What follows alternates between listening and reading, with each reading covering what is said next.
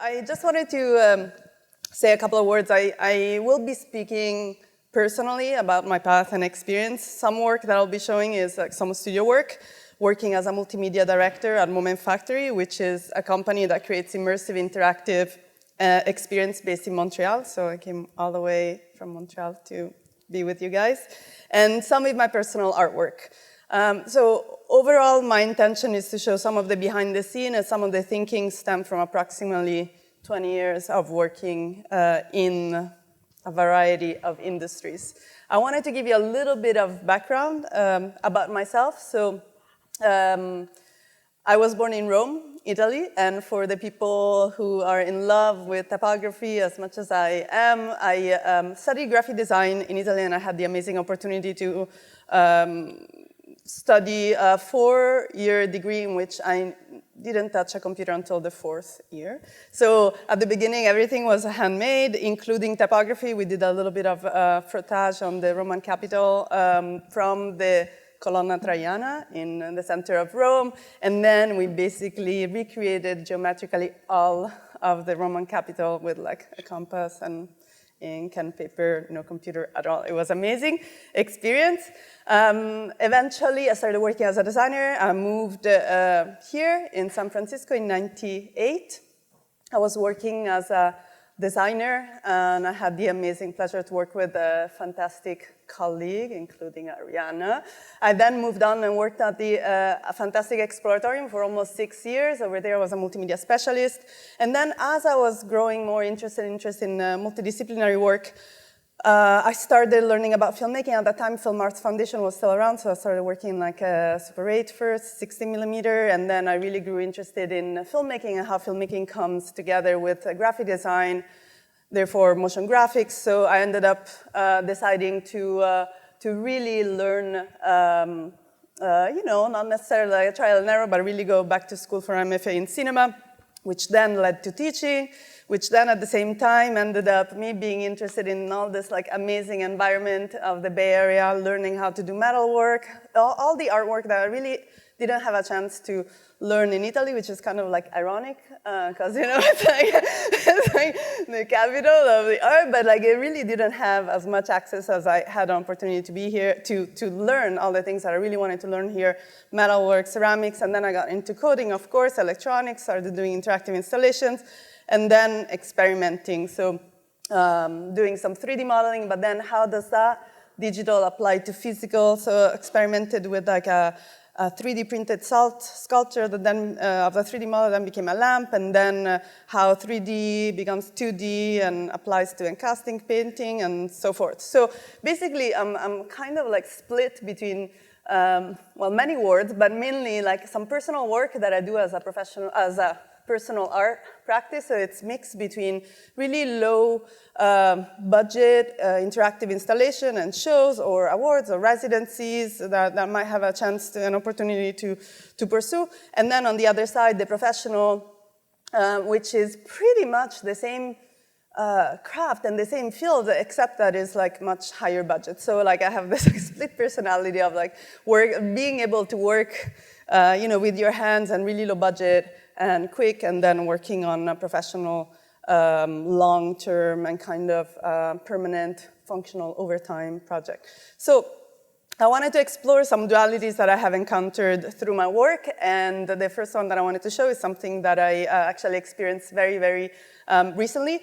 At Moment Factory, we recently worked on a pitch for an event for the upcoming 2020 Olympics, and we had only 2 weeks, and we worked on, I think, a really, really good concept, amazing visual, answered the RFP. So I was sent to Japan to pitch it, and I was super excited. I was like, oh my God, this idea is amazing. Let's go pitch it, and then let's go to the Olympics. And then I was really excited until I found out that I was going alone.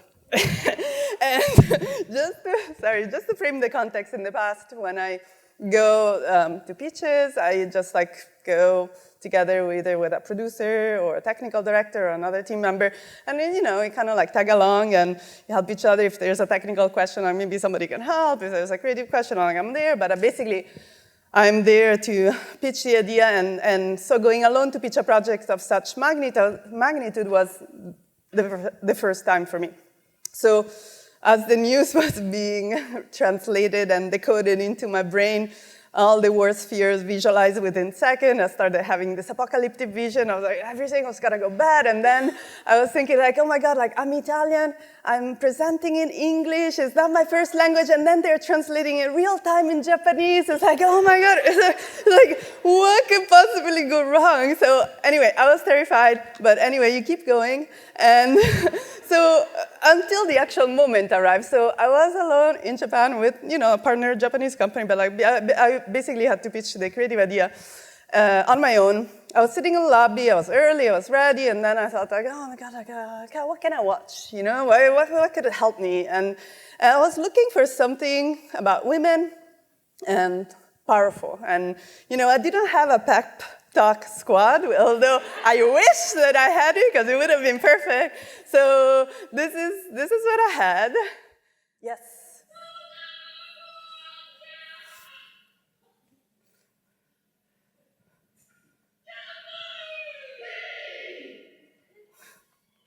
That's amazing.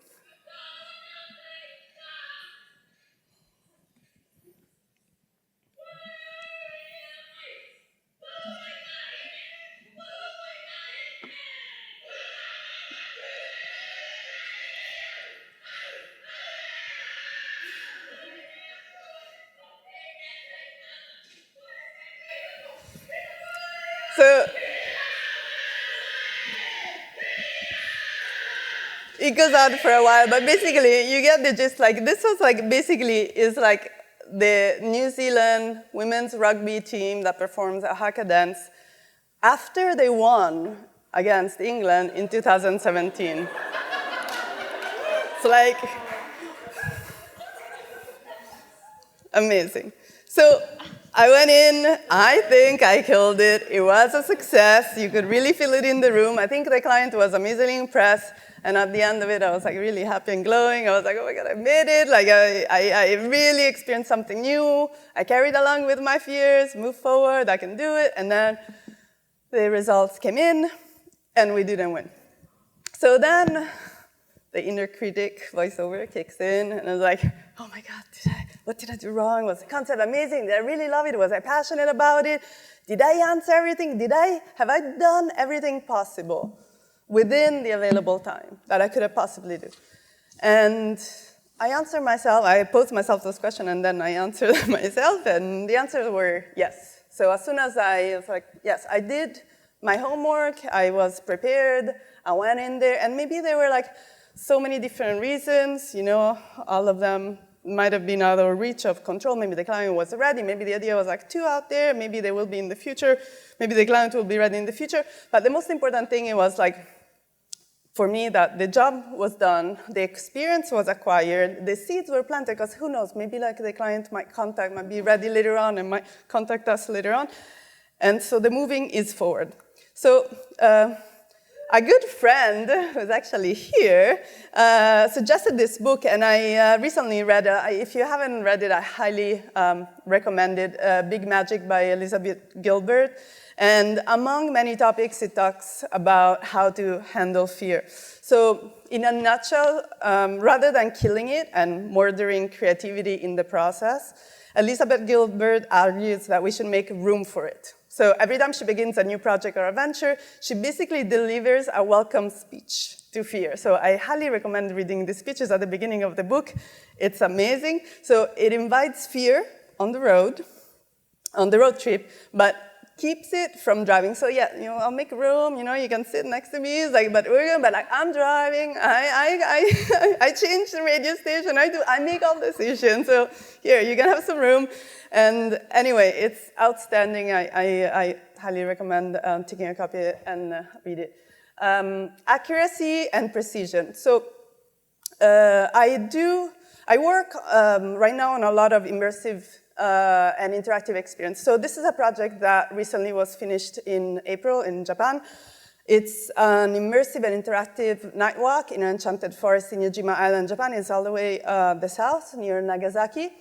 So I just wanted to give a little bit of very quick one-page background of all the work that entails being a multimedia director is kind of like a weird title. It's kind of like a creative director that is like working in multimedia. So as a multimedia director, I work on multidisciplinary projects such as this one. It means that I have an opportunity, a unique opportunity to work with an amazing team of talented people and direct all aspects of the experience. So from story, so writing, like the classic, or filmmaking, writing and directing, to identifying and developing characters, to figuring out the animation, storyboards, etc., music composition, lighting design, interactivity, and set design. So imagine that you develop an experience and you work with like an outstanding team that is specialized in all these fields.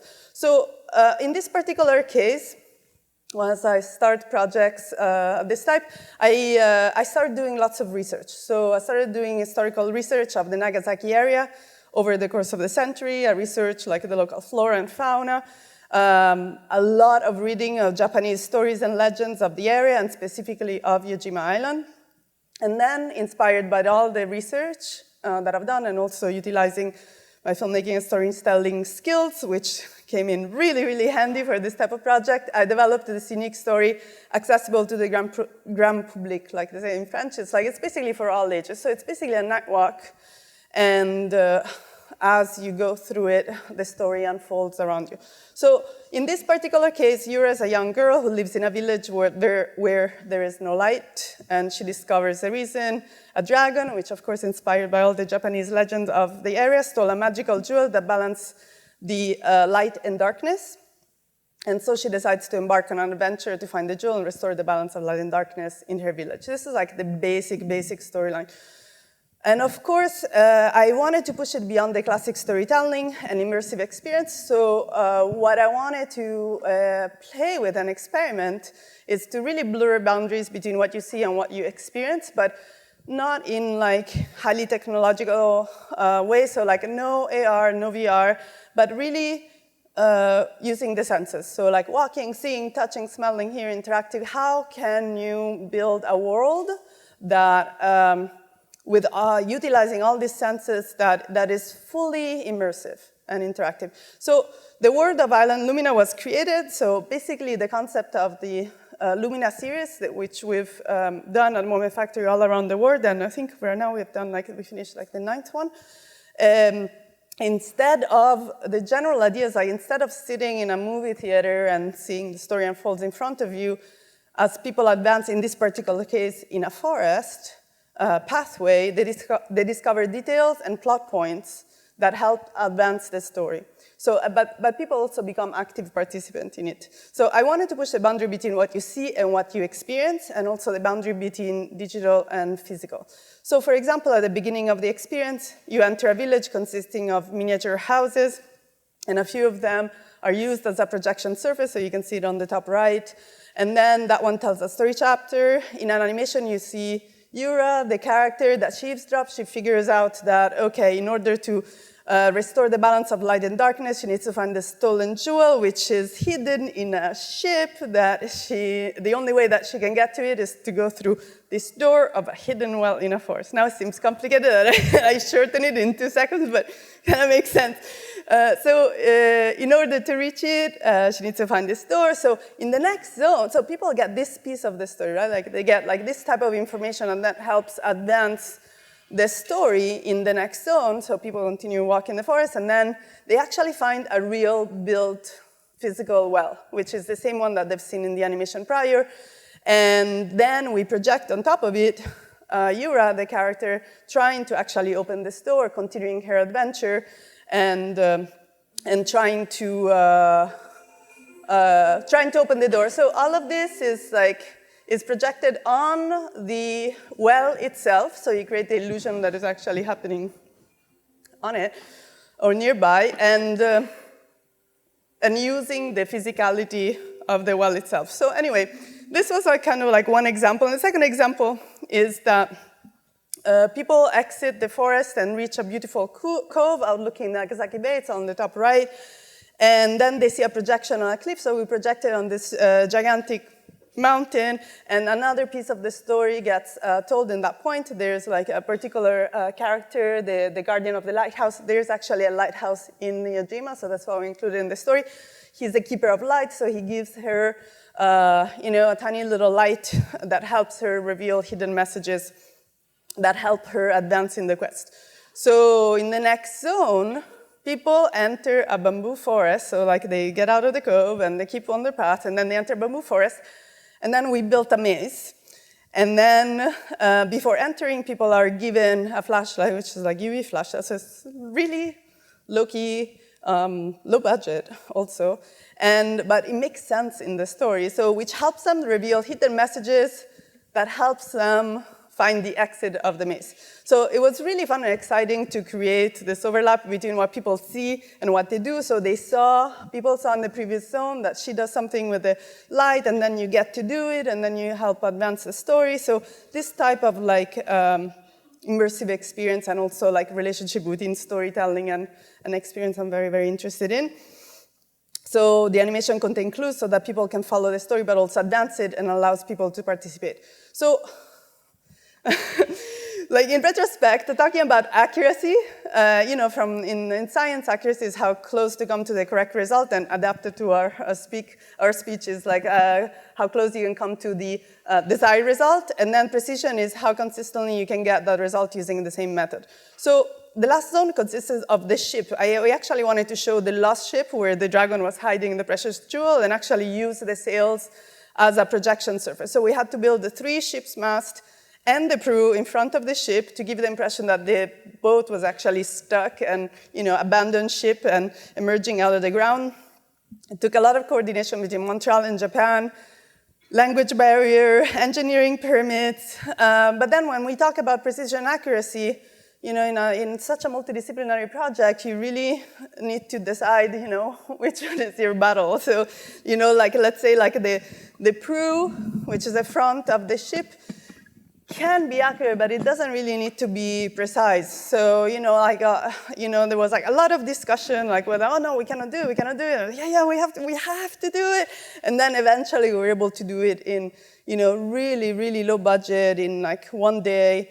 It wasn't structural, so it just had to give the impression of the front of a ship stuck and emerging out of the ground. The ship's mast, on the other hand, needed to be precise, had to sustain typhoons. We had specific breakdown procedure, wind measure, so there was a lot of back and forth. It was okay, bigger, no, smaller, further away, perspective, scale down. So that was it required a lot of precision. At the end, it worked. This was the result. We launched in April 2018. And as of right now, as far as I know, despite all the weather and typhoon, they didn't have to be broken. I mean, it breaks down at night and in the morning. Oh, wow. OK, I'll play the video. It's going really fast. So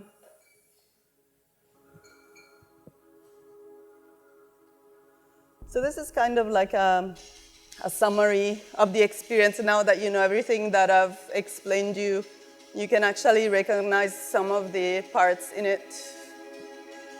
So at the beginning, we introduce the characters with panels, so they get a little sense of the story. This is the village that I mentioned, so there's anticipation of the dragon, and then this is where she eavesdrops and she learns about the ship. This is the next zone in which she finds the well, she enters, and then she basically dives underground and then underwater, sorry. We have some zones in which people get the feeling that they're underwater. We see her underwater. This was a projection in the middle of a forest, and then she has the first encounter with the dragon, of course, and from which she hides. And then a little bit more magical forest.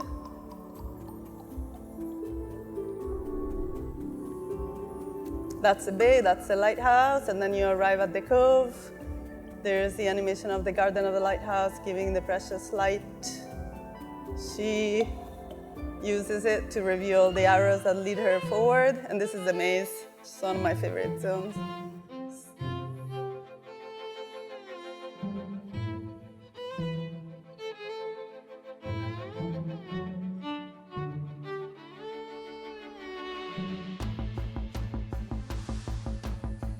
So this was like, again, physical, digital. So like people, it's a battle of light and dark. People had to like play the drums to trigger a light beam that lights up the whole field and then reaches the projection surface, which is another mountain, and then it actually, kind of like explodes firework, and then this is like the final conflict.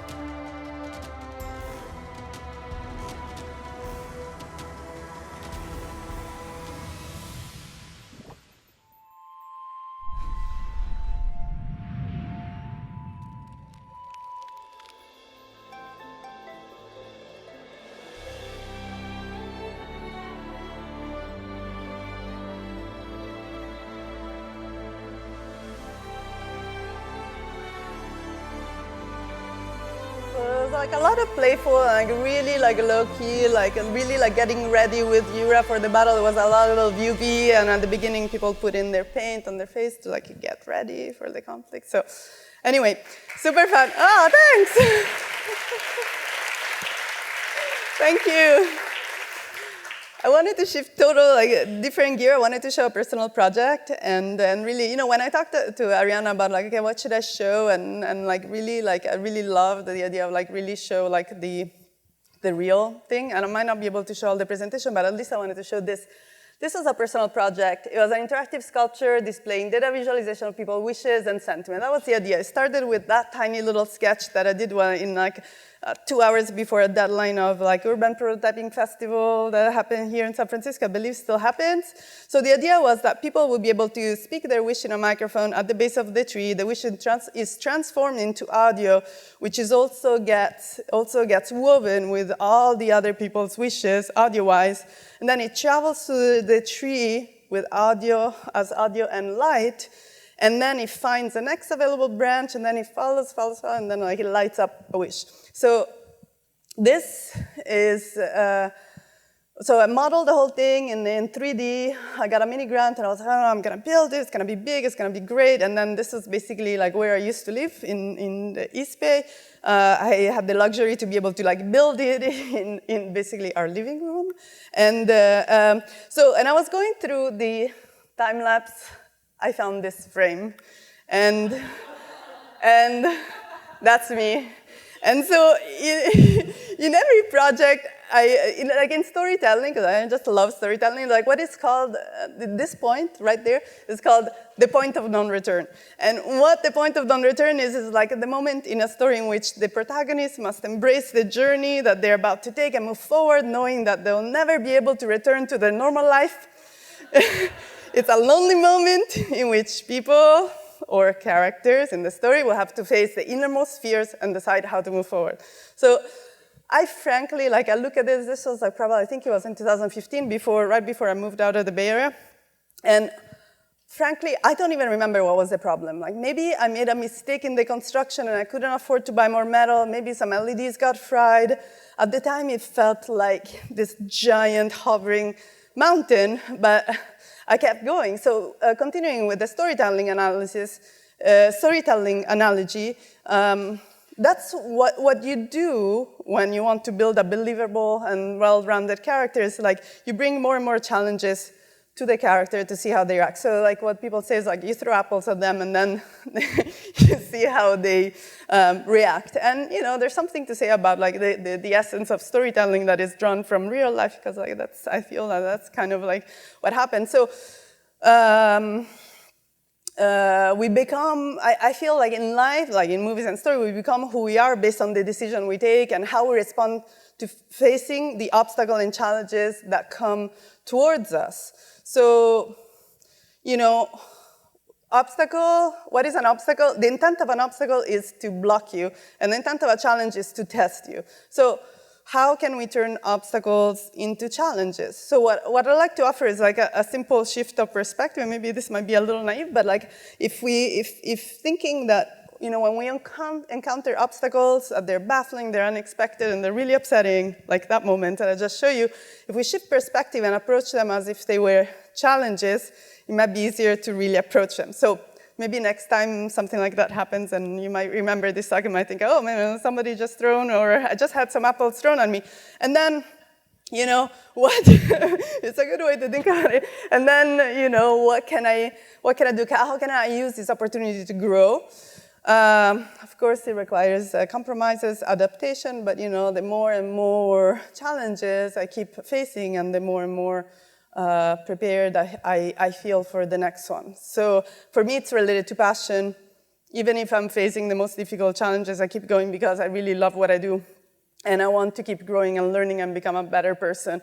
And with it, it comes a great deal of mistakes. So for me, overcoming challenges means learning, means making mistakes, means growth.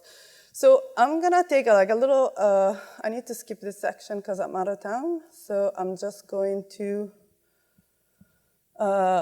go into work and life. So as many of you have shared throughout this conference, I consider myself extremely privileged to work in the field that I love.